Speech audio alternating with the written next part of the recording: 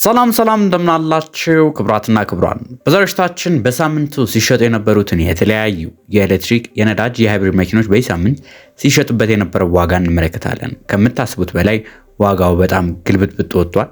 በተለይ በዚህ ሳምንት ሁለት ሳምንት መኪና ዋጋ ሰምታችሁ ካልሆነ የዚህን ሳምንት ስትሰሙ በጣም ትደነቃላችሁ። ብዙ አዳዲስ ነገሮች ተፈጥረዋል። ምን መኪኖች ዋጋቸው ስንት ሆነ፣ አንዱ ካንዱ በምን የተሻለ ነገር አዲስ ገባ የሚሉትን አንድ ባንድ እንመለከታለን። ከመረጃዎቹ ጋር አብሬያችሁ የምቆየው አዶንያስ ነኝ። መልካም ቆይታ። ከዛ በፊት ግን ለዚህ ቻናል አዲስ ከሆናችሁ በዚህ ቻናል ላይ በየዕለቱ ከመኪና ጋር የተገናኙ የተለያዩ መረጃዎችን መከታተል የምትፈልጉ ከሆነ ሰብስክራይብ ያድርጉ። እንዲሁም ቪዲዮ ሲለቀቅ በቶሎ እንደርሶ የደወሉን ጫኑ። በዚህ ሳምንት የተለያዩ ተሽከርካሪዎች ዋጋቸው በጣም ዝብርርቅ ያሉ ተሽከርካሪዎች አሉ። በዋነኝነት የኤሌክትሪክ መኪኖች፣ ሃይብሪድ መኪኖች፣ በዛሬ ያዝናቸው ደግሞ ከትንንሾቹ የቢዋይዲ ምርቶች ጀምሮ እስከነ ቴስላ ሳይበር ትራክ ድረስ ያሉትን ዋጋዎች በባንክ ሲሆን ምን ይመስላል የሚሉትን አንድ ባንድ እንመለከታለን። እስቲ ከመጀመሪያው መኪና እንጀምርን። የ2025 ሞዴል BYD E1 አፕ የሚባል ተሽከርካሪ ነው።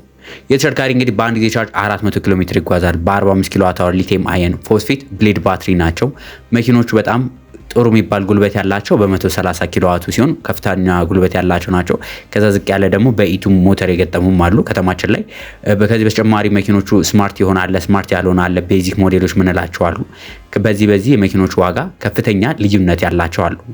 እንደዚህ በጣም ስማርት የሆነው የምትፈልጉ ከሆነ በዚህ ሳምንት መኪኖቹ ከ5,700,000 እስከ 5,750,000 ብር ባለው የዋጋ ውስጥ እየተሸጡ የሚገኙ ናቸው። በዋነኝነት የዋጋ ልዩነት ከቦታ ቦታ ልዩነት አለው። የከለር አማራጭ ልዩነት አለው። ይህ እንግዲህ ስማርት ፉል ኦፕሽን ያልኳችሁ ነው የሚሆነው።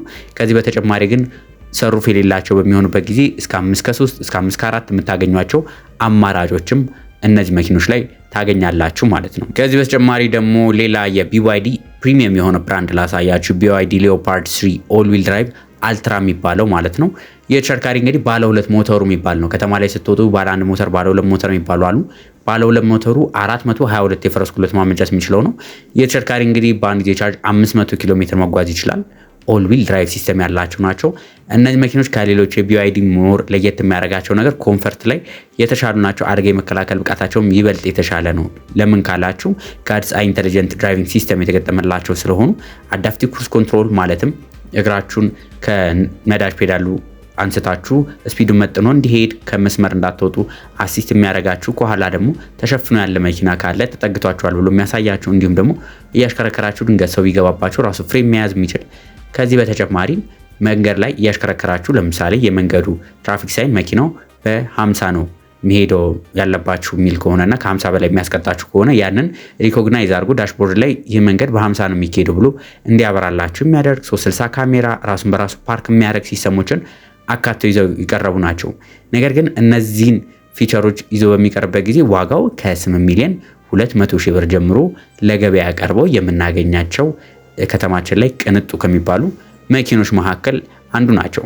ነገር ግን እነዚህ ውድ መኪኖች ብቻ አይደሉም። ሌሎችም ወደ ቀነስ ወዳሉትም አንድ ባንድ እንገባለን። እስቲ የሁሌ ተወዳጇ የሆነችው የዚህ ቻናል ተወዳጅ የሆነችው መኪና ደግሞ እንመልከት።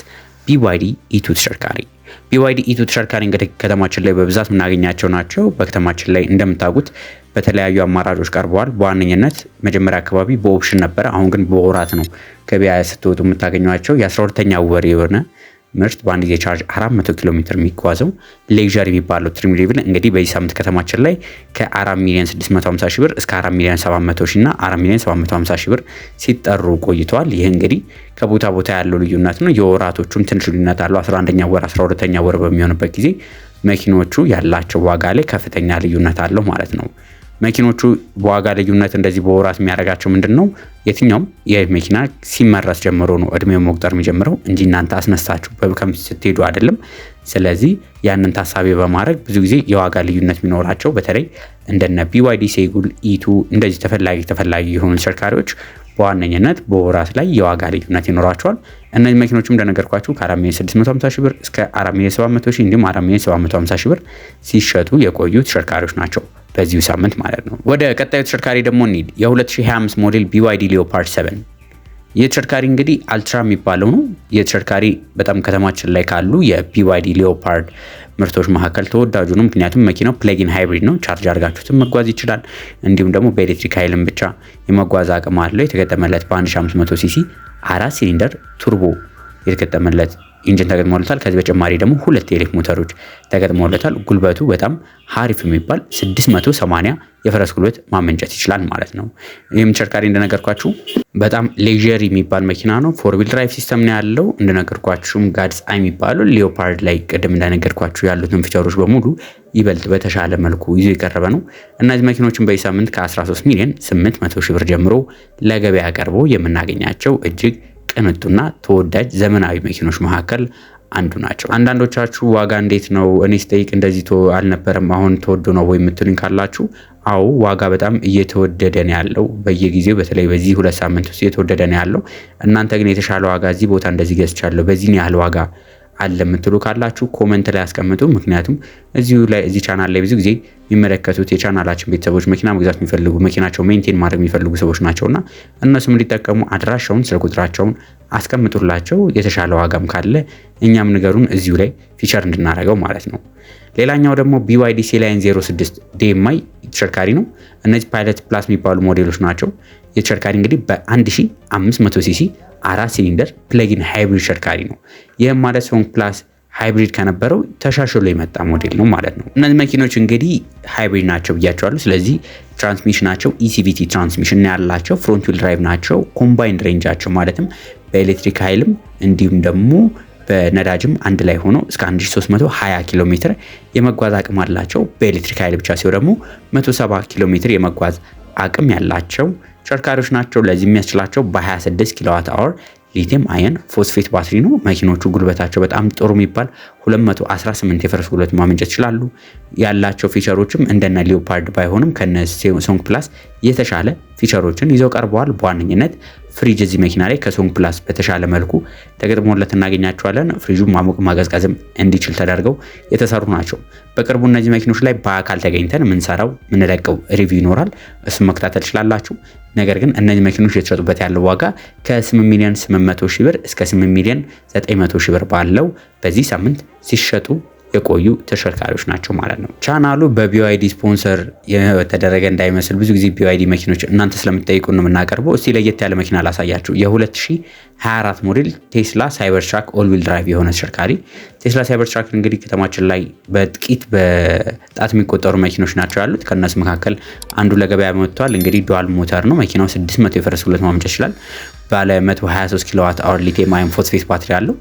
መኪናውም 547 ኪሎ ሜትር በአንድ ጊዜ ቻርጅ ብቻ የመጓዝ አቅም አለው። እነዚህ መኪኖች እንግዲህ ዲዛይናቸው ሙሉ ለሙሉ ያው ኤለን መስክ ዲዛይን ሲያደርጋቸው ለየት አድርጎ እንዲቀርቡ ያደረጋቸው ናቸው። መኪኖቹ በ18 ኢንች ተች ስክሪን እንዲሁም 9 ኢንች ዳይቨር ዲስፕሌይ ተገጥሞላቸዋል። እንዲሁም ደግሞ እነዚህ ተሽከርካሪዎች ላይ ፓናሮሚክ ሰሩፍ አላቸው። ሌዘር ማቴሪያላቸው ራሱ ቪገን የሚባል ነው። ማሞቅ ማቀዝቀዝ የሚችሉ ናቸው። ለፊትም ለኋላም ዋየርለስ ስልክ ቻርጅ ማድረግ ያላቸው። ሌላ ለየት የሚያደርጋቸው ነገር ኤር ሰስፔንሽን ማለትም ደግሞ መኪኖቹ ሰስፔንሽናቸው በአየር የሚሰሩ ተደርገዋል። ስቴር ባይ ዋየር ሲስተም አላቸው። የኋላ ጎማውን ራሱ ማጠፍ የሚችል ነው። 360 ካሜራ ተገጥሞላቸዋል። እንዲሁም ደግሞ የቴስላ አውቶ ፓይለት ሲስተም፣ ክሩዝ ኮንትሮል፣ ሌን ኪፕ አሲስት የመሳሰሉትን ተካተውለት የቀረበ ነው።